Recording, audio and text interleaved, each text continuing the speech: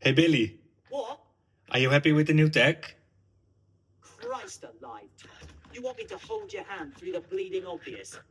The new software's got wake word detection, so you can stop poking my buttons like a daft sod. And it's got a vision feature. You plug in a USB webcam, and I'll tell you what's in front of me. Now, do you want me to take a look? Or are we just going to stand around like pillars? No, okay, do it. All right, I see you looming there, holding your phone like some numpty influencer. You're wearing a beige t-shirt, and behind you there's a ceiling light shining down. Looks like you're about to film a cooking show, you daft sod. Now, any other future software tricks you lot want? Or should I just keep calling out what a muppet you look like? It's a good question. Maybe the people on YouTube have an idea.